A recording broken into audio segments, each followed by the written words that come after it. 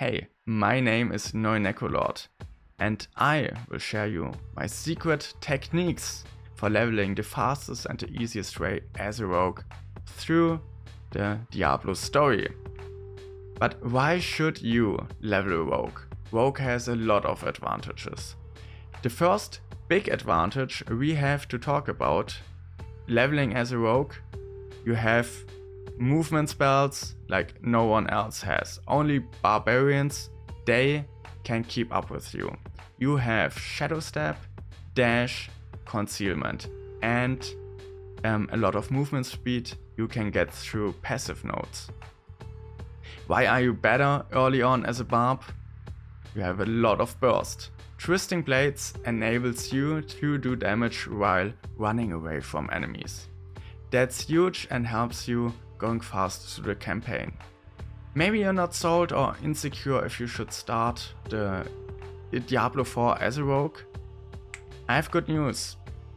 If you finish the story as a rogue, the story is finished on every class. Like every other character you will start, you don't have to do the campaign. So it's worth thinking about doing it as a rogue. Then rogue is by far the fastest class. Rogue has also some downsides, which I will address in my leveling strategy, especially if you go hardcore like me. We have to keep defenses in mind, but there will be good answers to solve that problem.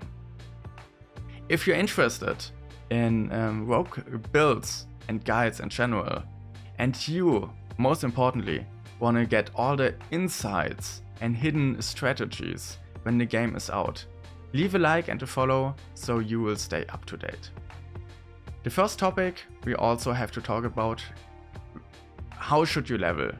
There are different world tiers, difficulties. Should you do tier 1 or should you do tier 2? And the answer is, it depends on how much damage you do. If you one-shot mobs on tier 1 and tier 2, definitely go tier 2. But early on I can recommend going tier 1 then. Tier 1 gives you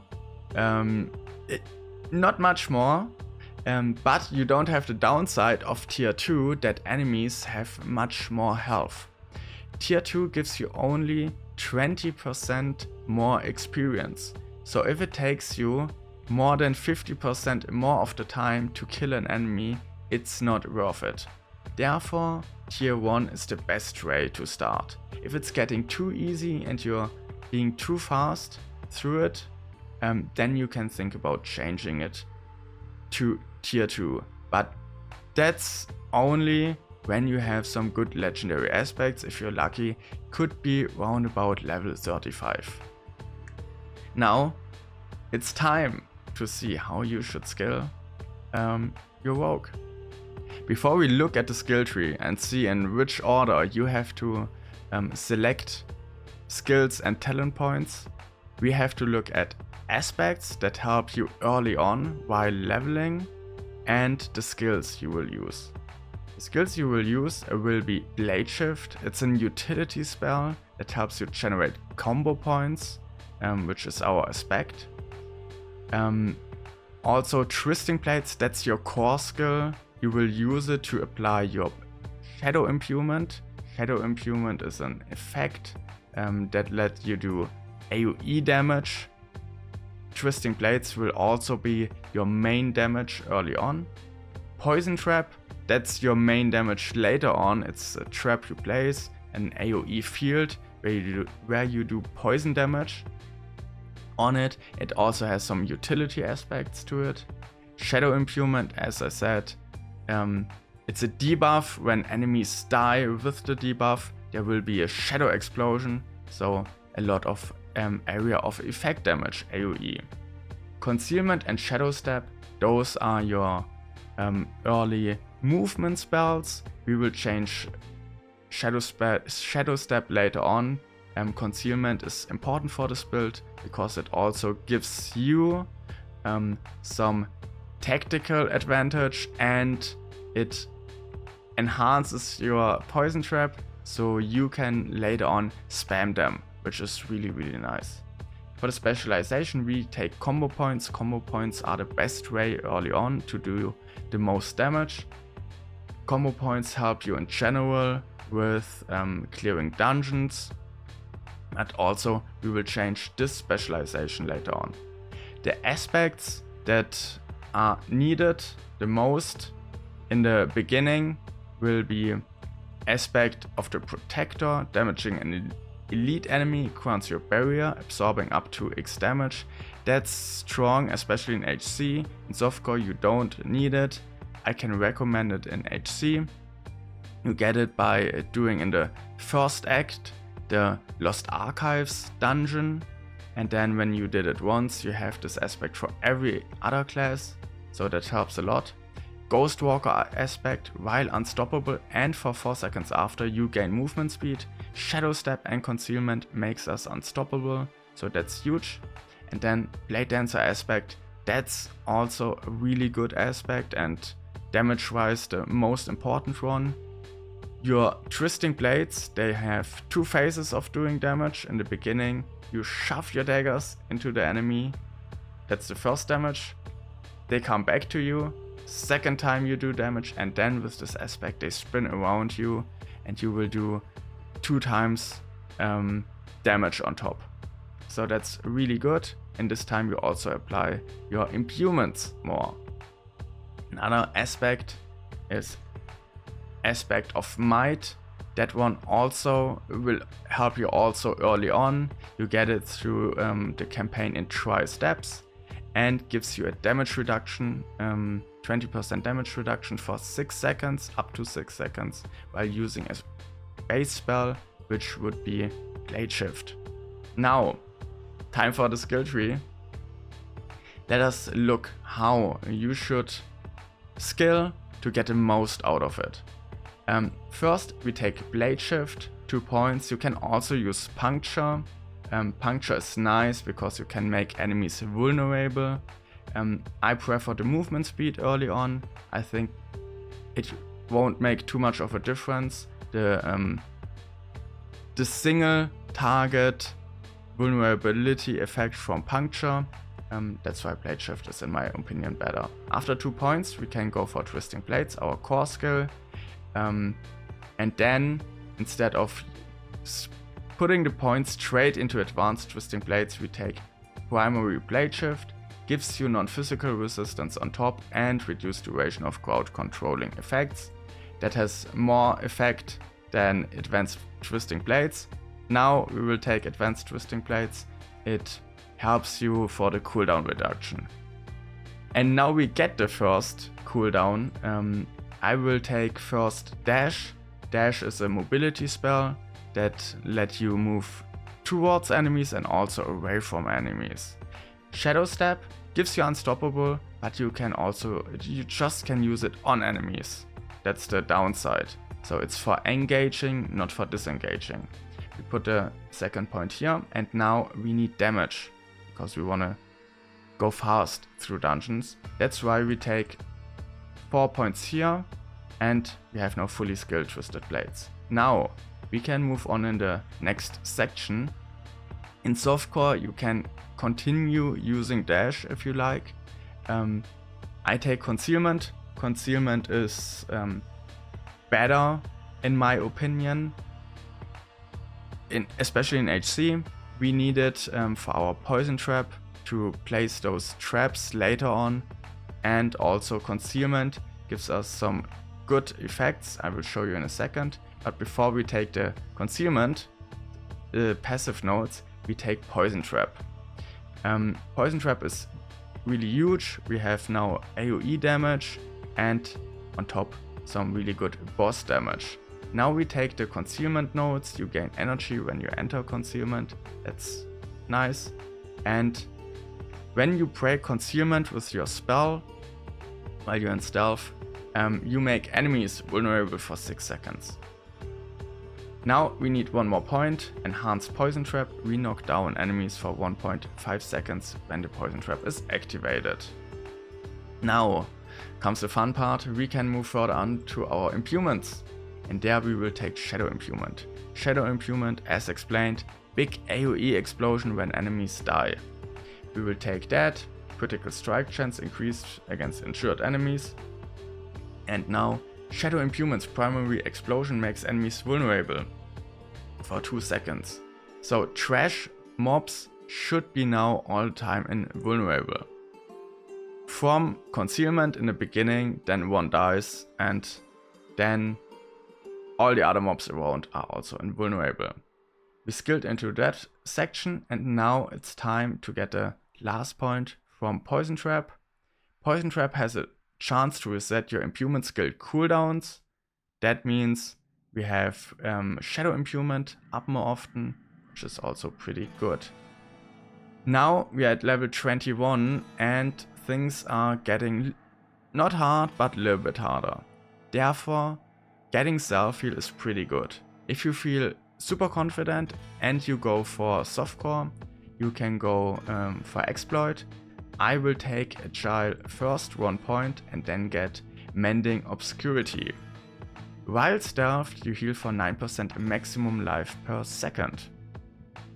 That's good when we use stealth, so we have some extra heal on top.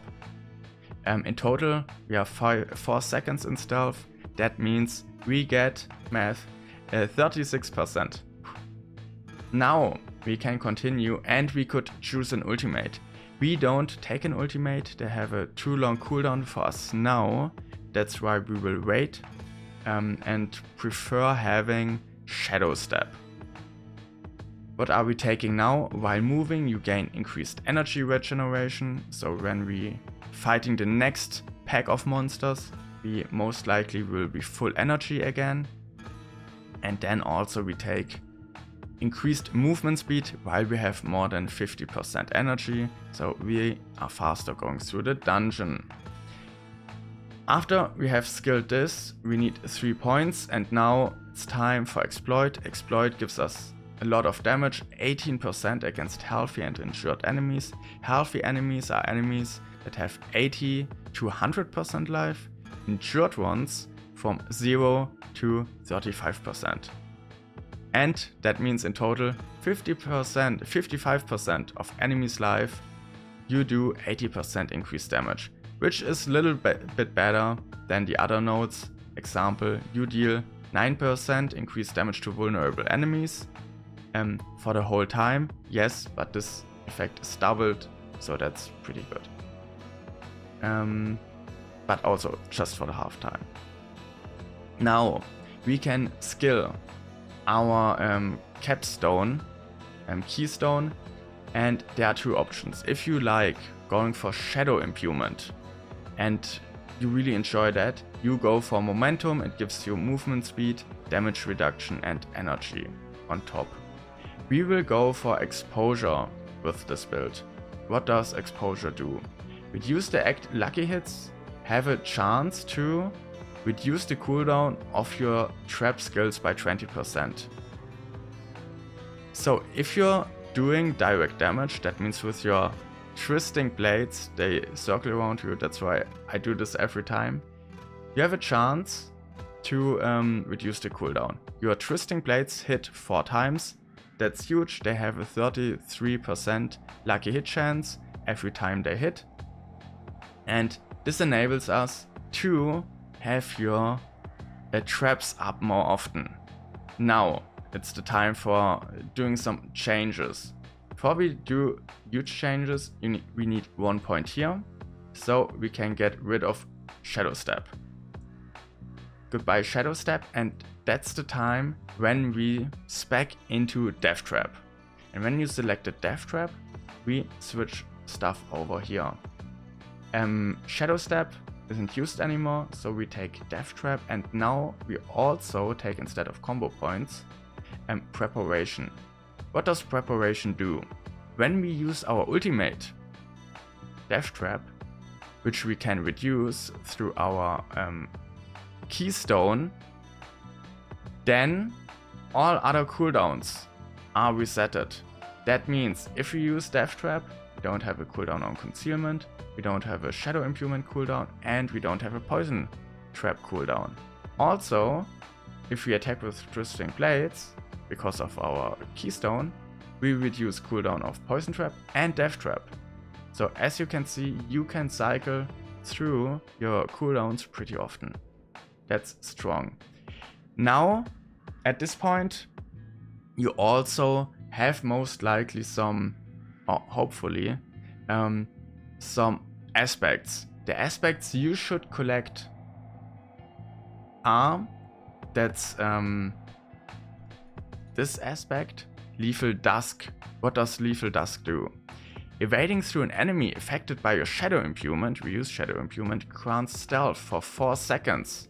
Breaking stealth with an attack grants you maximum life. Why is this one so cool? Because of another aspect we hopefully have here at this point too, Infiltrator's aspect. Poison Trap no longer breaks stealth and triggers no cooldown or arm time while you're in stealth. All Poison Traps activate when you exit stealth, and Poison Trap's cooldown will be 5.8 seconds per trap placed. I would prefer actually putting this one, if you really go for the trap playstyle, on your bow. Then you put Blade Dancers on your amulet. If you like doing more damage with Blade Dancer or with Twisting Blades, then you have it this way. But now, yes, every time we are in stealth, we can place more traps. They have a really short cooldown, and we can go all the time we want into stealth. Move around, heal us up. That's a huge combo for defense. Now, back to the skill tree. Because we have now so good trap synergies in our build, we do the next step and skill Poison Trap, so it does more damage on top. Now we want to increase our lucky hit chance of getting the Keystone proc. We can do it if we have, first we have to skill Innovation, 1 point, and then we skill 3 points Alchemist Fortune. That gives us 15% increased lucky hit chance with non-physical damage. From our empowered, enhanced, imbued Twisting Blades, and also from the Shadow Imbuement effect itself. Also from our Death Trap. Now we skill also, you can do that by the way a little bit earlier when you get Death Trap. You skill Prime Death Trap, so enemies are pulled into your Death Trap when you activate it, and if Death Trap kills an enemy, its cooldown is reduced also by 10 seconds. So up even more often. Now, how do we go on? It's time to look at some weaknesses, and for me, I like being tanky while leveling. I play hardcore, maybe that's the reason why. So we take Deadly Venom 1 point, and then Devastating Toxins, 15% less damage from enemies that stay in our Poison Trap. We take 1 point here, Alchemical Advantage, 1% increased attack speed up to 15% for enemies in our Poison Trap. Now the next one, we will get up to, we had already 1 point here in Sturdy, now we get 2 points more for close damage reduction. We pull them together, and that means they are close to us, so we get less damage. Now 6 points. The 6 points I will take, you deal increased damage to vulnerable enemies. That's good, 9% on top. They will be vulnerable through legendary aspects. And the last one, your evade cooldown is reduced by 1.5 seconds when you daze an enemy. And we will get an aspect to daze enemies. I will show you now. That's the skill tree. A link is also in the description, so you can see it there. If you continue doing this build, if you now have finalized it, how should this build look like? Here we have Mangler's Aspect. That's how you daze enemies. Dealing damage to vulnerable enemies has up to a 45% chance to daze them. That's good. Then we also have Blessed Trapper's Aspect. Dealing direct damage to enemies affected by your trap skills has up to a 50% chance to make them vulnerable. They stand all in our death trap and in our poison trap, so that's really huge. Blade Dancer, I put it here. I prefer to having a disobedience on our amulet. We get more armor scaling. Armor scaling will be later on really good. And then we have aspect of surprise. When you evade or shadow step, you leave behind a cluster of exploding stuns. We evade quite a lot, so that's the cool part, where we also can stun them. Assimilation aspect is nice for this build. We have increased dodge chance and gives us a lot of regeneration. They have dots on them with our poison trap, and when we dodge them, we get resources on top. So when you fight groups of enemies, you will most likely always be at full energy. Then we have Infiltrator aspect, we talked about it. Boots, I switched the boots later on to aspect of explosive worth. Your grenade skills count as trap skills. Whenever you arm a trap or drop grenades, you gain increased movement speed. Every time we dodge, we become stealthed and we get even more movement speed on top. Pants, aspect of mites, that was the damage reduction one. Mangler, we talk about it. Lethal Dusk is really important for this build. That's the one that let you become stealthed. And on the helmet, you heal X life per second for each close enemy, up to X life per second. That's nice. You are in stealth, close to the enemies, but you still get even more life on top of it. And that's the build. Now you're thinking, that's a cool build, but how about the endgame? And I have an answer for you. I made an endgame build. Full complete rogue endgame, insane damage.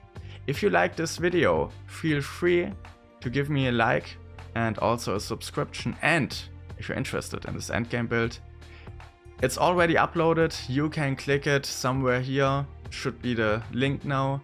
Just watch it. It is a full deep dive for Paragon board, items, also skills, and why it's so good with the full explanation. I hope you had fun. I wish you the best, level fast, and see you in Diablo 4. This is the way.